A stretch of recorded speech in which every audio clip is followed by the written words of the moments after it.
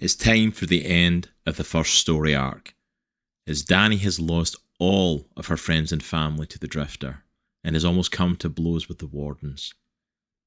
Can she still actually save her brother? Or will she need to step back and allow the Wardens to do this their way? This is The Last Wardens, issues 5 and 6.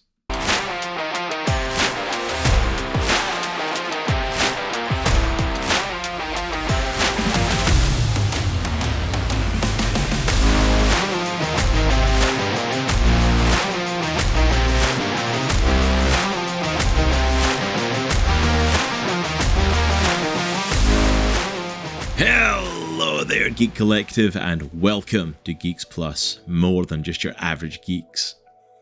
You may notice things look a little different than the last review that we did. Things have changed a little bit here. In case you weren't aware, yes, we have had a full-on rebrand. This is the first official video, the first official review from our comic book channel, under our new rebranding. So we decided to do a full-on rebrand. We go a little bit more into it in some of our other platforms, but Comics and the Cross, as much as I loved that company, it had served its kind of time, and we have rebranded and are now Geeks Plus. You can now find us on our same social media pages. We have just changed the links. It's now Geeks+Media on everything. And our channel here, instead of just Comics and the Cross, is now Geeks+Comics. So thank you so much for all the people that were around beforehand. Thank you for all the people that joined us from Comics in the Cross era. And welcome to anyone new who is stepping into our videos for the first time under Geeks Plus. We are glad to have you here. You are welcome to be here. And I hope you enjoy what we're doing. But as much as it's a rebrand on the surface, it's still the same heart and core of who we were. We just got a little bit of a new lick of paint. So we are still doing our thing over here. We are still here reviewing comics today. And today we're checking out The Last Wardens, issues 5 and 6 from Mad Cave Studios. We have been following Last Wardens since issue 1 came out, and this is it. This is the finale of the first story arc. So I am super excited to get into this today. Before we jump in though, please head on down and hit that subscribe button so that you don't miss out on any future content from us, and hit that like button as well, because it will help us out in the whole YouTube algorithm. But now that we've got the YouTubey stuff out the way, now that all of that's taken care of, let's not hold back. Let's jump in to our first review under Geeks Plus. This is The Last Wardens, issues 5 and 6. The Last Wardens number 5 and 6 are written by Elliot, Sperl and Amit Tishler, with artwork from Rui Silveira. Colours are by Francesco Segala, and lettering from Cvetkovic. Our issues begin with Dani bursting her way into a gas station. It's absolutely destroyed and has tendrils of the Drifter all over the building. But before she can take a breath, the Drifter starts to reach for her, and she's forced to dodge out of the way. This is where she emotionally breaks. All in an attempt to save her brother, she's lost her father, her home, her friends, and her entire town. The more she tries to save him, the more she ends up losing. As she sits on the floor in tears, Dani hears a voice saying her name and weakly calling out to her. She is caught off guard at first, but realises that it's Keith. All of a sudden, his hand bursts through the wall near her, and Dani rushes to find something to help her pry the bricks away and save possibly the only friend she has left. However, as she rushes to him, the Drifter launches its tendrils at her and starts to engulf her. As she is overtaken, Dani calls out to her brother Bruce, yelling for him to help her. And amazingly, her cries do reach Bruce, and he is able to influence the Drifter and retract the tendrils that are surrounding her and set her free. Once she is free, she sees what remains of Keith, still alive but merged in part of this Cronenbergian Drifter that has engulfed everyone she loved. She apologises, but he is just grateful that Dani is okay. Dani immediately starts looking for a way to get Keith out, but he tells her to stop, that she just needs to get out and save herself. She argues that Bruce stopped attacking, meaning he's still in there, so there is hope. Keith tells her that he can hear it in his head. She has a chance to get away, and she needs to take it. He also takes the chance to tell her that he was mad that she was leaving, before all of this happened. It was as if she was doing it to him, but that was just what Dani did. She made everyone feel like they were that special. The most special person in the world. And that's why everybody loved her. Dani stands for a moment contemplating everything. But instead of running, instead of fleeing, her resolve is steeled, and she becomes even more determined than before to defeat this creature. She yells that it is BS, and that there must be something that they are missing. Something in plain sight. And that's when she sees it. Canisters of gasoline. She realises the building they are in is massively flammable, and they can burn the drifter. All Keith can do is smile and chuckle to himself in disbelief, as Dani refuses to let go and give up. Even now, she is still fighting till her last breath to save those closest to her.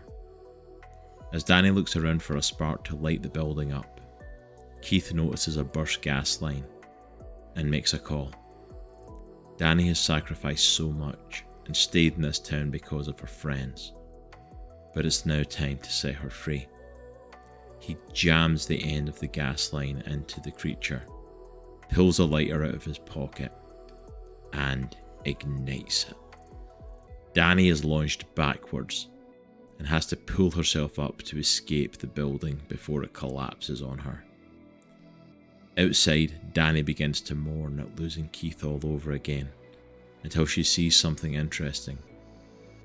The drifter collapses some of the building to stop the fire from spreading, and in doing so detaches part of itself in order to preserve the rest of its body. As she dodges pieces of building, she's pushed hard against a car and realises that it's her car, the one that the Wardens took and have just abandoned in the middle of town. She climbs in and finds the keys still in the ignition and her shotgun still sitting in the passenger seat. While all of this is happening, the Wardens have been fighting a losing battle against the drifter. They've been battling to stop the expansion of the creature, but it is growing far too fast and they are quickly realising that they are going to be overwhelmed. Then, out of nowhere, Dani and her pickup truck comes hurtling into the fray and crashes into tendrils of the drifter and saving Sierra from being engulfed. Immediately, however, Worm loses it, having told Dani if she showed up again and kept getting in their way that he would kill her, and he begins to go after Dani. Dani tries to explain why she is back, but Worm doesn't want to hear it. She slides through Brick's legs to escape, and while trying to dodge him, runs through Layla, where she enters one part of Layla's ethereal shadow body and comes out of a completely different part. Worm is so focused on attacking Dani that he runs headfirst towards attacking tendrils of the drifter. He realises too late to avoid them, but Dani jumps in front of the attack. They are both fully engulfed by the drifter, when all of a sudden the creature retracts itself from around them, and they are both completely unharmed. Riddle is in shock and doesn't understand how they are unscathed. And our first issue for today comes to a close, with Dani stepping up and saying she knows the Wardens don't trust her, but if they follow her lead and everyone plays their part, then they just might be able to end this nightmare. As issue 6 begins, Dani is standing on a rooftop overlooking the desolate wasteland that was once her hometown. She says to herself that they're running out of time. She's then joined by Riddle, who tells her that patience is a virtue, but honestly, they're still not entirely convinced that her plan will succeed. Dani scoffs at Riddle's response, telling them that what she's proposing makes sense, plus they've seen it in action for themselves. Dani reiterates to Riddle, for the benefit of the reader thankfully, that the Drifter uses people to grow and expand, even utilising some people like a type of seed. They're used to lure more people into the Drifter's path, and they are absorbed as it grows by absorbing more matter in. Currently what the Wardens have been doing is battling the ever-growing and expanding limbs, and it's led to no avail, when they need to be going for the heart.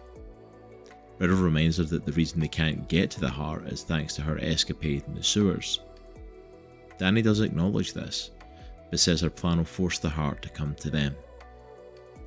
Riddle notices that Dani still references her brother and the Drifter as separate entities, and Dani aggressively claims they are.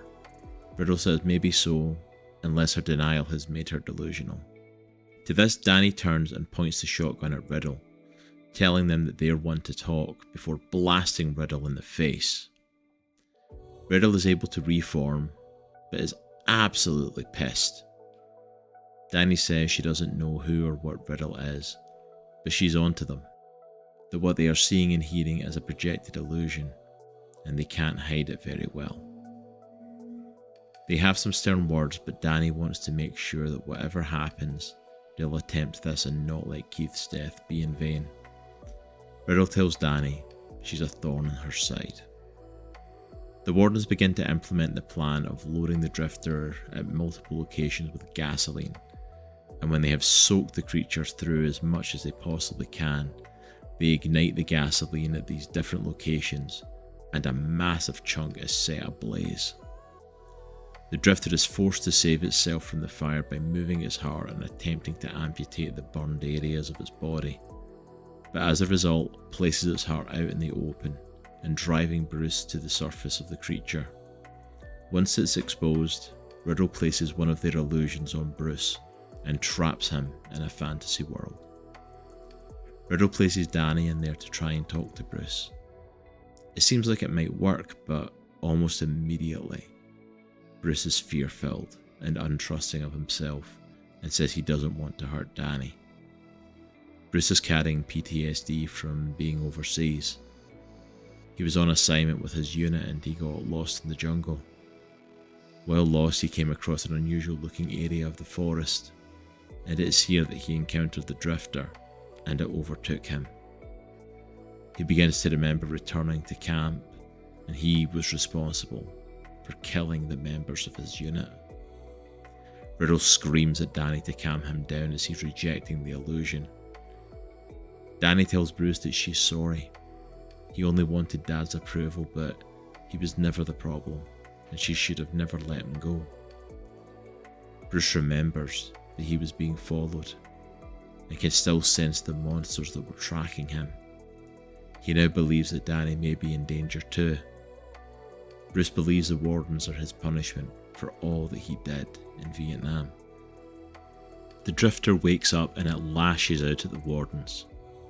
Bruce is, however, now immune to Riddle's psychic attacks and psychological warfare, and they regret that Dani's plan has failed. It's up to Dani now to finish this. She grabs her shotgun and goes towards Bruce's head. She says this isn't who he is, but she will always remember who he was and love him for it. It's time for him to rest now. He's earned it. And with that, Dani squeezes the trigger and blasts Bruce straight in the face. With that one motion, her brother is dead, and the Drifter is stopped dead in its tracks. As the Wardens gather themselves, they find Dani kneeling in front of the monstrosity that used to contain her brother, and she just grieves that she wasn't able to save him. Without much more thought for Dani, Riddle immediately calls the Wardens to leave as their task is done and to return to base for their next mission. As the Wardens are leaving, Worm stops next to Dani and tells her that, for what it's worth, she did a good job, and that it's probably best she takes off as she won't want to try and explain what happened when the authorities show up here. Dani is in shock and asks, what is she supposed to do now after going through all of this? Worm says she stared the devil in the face and left, so best thing to do is pick herself up and try to move on as best she can. Dani says that she wants answers and that they don't all just get to walk away like that. She asks where they're going, but the Wardens don't know. All they know is when they get there, they'll be fighting the next drifter. The Wardens walk off into the sunset and leave Dani standing in the rubble that used to be her life. Or at least that's what they plan to do. They make it back to the horse trailer that they travel in, only to find Dani has tracked them here, thanks to the elephant-sized footprints that Brick leaves behind. Dani tries to get some answers, like, just for starters, what pulls this horse trailer to get them where they're going? And why do they go along with what Riddle says? They don't even trust them. The trailer doesn't get pulled. They tell her, they climb in, get knocked out, and wake up in their new hellscape.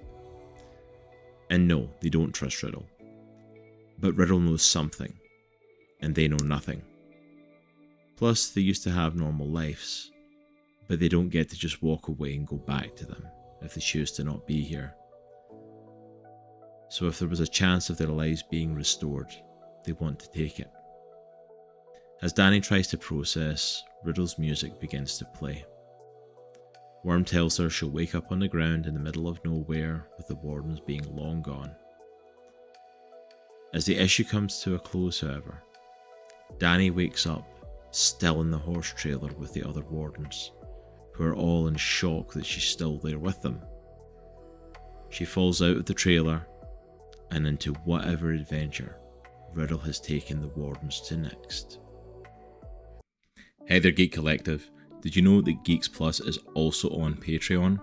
For as little as just $2 a month, you can also support us over on Patreon and get early access to all of our YouTube videos from Geeks+Comics, Geeks+ Tabletop, and Geeks+ Gaming, as well as a whole bunch of exclusive content specifically for our supporters over on Patreon, and early access to all the behind the scenes and ongoings with the company. So if you would like to check out all of that stuff and help support what we do here at Geeks+, we would greatly appreciate heading over to patreon.com/Geeks+Media and supporting us over there. But that's all from me from now. You all have a good day, and let's get back into your video. What a way to finish off the first story arc for the Last Wardens. First thing though, you might notice I'm wearing something different. I'm actually recording this on a separate day when I recorded the intro and the other pieces. That's because at the time of recording this is actually all hands on deck for prep for the relaunch of the Geeks Plus branding. At the time I'm recording this, we haven't actually officially launched. So I've been actually crazy busy helping out with that stuff. So I've had to do this over a couple of days. So that's why I'm wearing something different. And that's why I also got books behind me and different stuff like that. So just in case anyone wonders, I wanted to just mention that. But what a couple of issues from the Last Wardens. This has been an emotional roller coaster through these issues. I mean, starting with issue 5, like, Amit, Elliot, I love you guys. You absolutely did not have to bring back... Look, we'd mourned for Keith. We'd seen Dani mourning for Keith. She had taken it so hard, the last of her friends that was still alive being dead. You didn't have to bring him back just to blow him up. That's all I'm saying. That was cruel, man. That was heartbreaking to watch her not only go through that, you know, the guy that she was friends with might have had a little thing for, definitely had a thing for her, and to see her lose him all over again. And just the heartbreak on her face, and it's such a brilliantly tragic story for a hero. By the time she gets to the end of issue 5, like literally Dani has been so focused on saving Bruce that she has lost everything else. Everything and everyone that's close to her is gone now. And partially, like, she could have ran at any point, she could have got them out of there at any point, but she's been so focused on saving Bruce. And that's just made even more harrowing and heartbreaking because of the fact of that she ends up having to kill Bruce. Like, she has a final plan of how to take them out, final plan of how to stop it, which all credit due is a great plan. She sees how the explosion hurts it and forces the heart out. She tries to do the same thing and use Riddle's mind, like illusion techniques, to trap Bruce and separate him from the entity. But there was just too much trauma there. And just the heartbreaking situation of that fails. The Wardens are under attack. The only one that can even get close to him is Dani, and Dani's the one that, after all of this to try and save him, after it costing her everyone else, in the end she still had to kill her brother. That's a heartbreaking story. That shatters me. And I like that we get a little bit more kind of hinting towards Riddle in these issues. Between hearing like the Wardens basically say, yeah, we don't trust Riddle. We absolutely do not trust them. But Riddle has information and we have none. And so even what little information they've got is enough to take a chance on it, because we want to go back to our old lives if possible, and this is the only thing that looks like it could possibly lead to that, maybe. We don't have anything else to go on. I love the rooftop scene in issue 6 as well, of Dani and Riddle talking. Because like Dani's not got any skin in the game when it comes to Riddle. The others like don't trust Riddle, and you see them mouthing off. Like we've seen it in previous issues, especially Worm mouthing off to Riddle. Dani doesn't care. Dani could care less about Riddle. Like she's like, I'm not a warden. I don't trust you. I don't have to like you. And calls out Riddle for the fact of like, you're all an illusion. What we're seeing, what we're hearing is all an illusion you're putting on. Who the hell are you? And did Dani know that Riddle was going to put himself back together after being shot in the face? Part of me likes to think she kind of did, but also maybe she didn't, just wanted to see what happened. But I love that confrontation because it gives a lot more thing of Riddle of, technically the Wardens are the good guys, but Riddle might not be a good person either, whatever they are. Like, we have no confirmation of who they are, what they stand for, what they believe in, why they're fighting the drift. Like, we get none of that. So like, it could all be like a misdirect of like they're actually something totally different than what they seem. But yeah, this was a fun kind of story, and it was fun to go on this journey with Dani, and to see like I said a few issues ago, like she just got to such an annoying point of like, you almost like kind of understand it had to be a grieving process. She was doing everything in her power to try and get her brother back, while going through the stages of grief, and finally at the end coming to acceptance of like what the Wardens have been telling her all this time. She had to go through. She had to do. Which is a really heart-wrenching scene, but realizing that, and to see the change in the Wardens as well, like even as they're walking away, just to have Worm kind of say to her like, you did good. You know, it's almost like that cliche of like, that you're a good kid. You know, just trying to let her know like this was a tough situation, but you handled it well.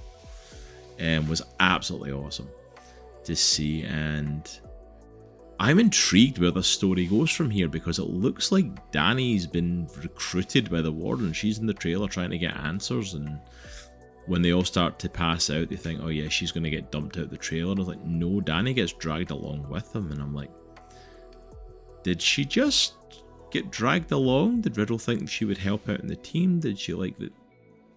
Did they like that Dani was a part of what happened there and thought they could be useful? Or is Dani somehow more connected to the Warden now after the experience with the Drift? Because we're talking to Amit and Elliot, it's like it seems like that's where the Wardens are kind of spawned from as well a little bit. So is there something starting to happen in Dani too? Overall, this has been an amazing series. This has definitely had some great horror stuff, some great scary moments, some body horror.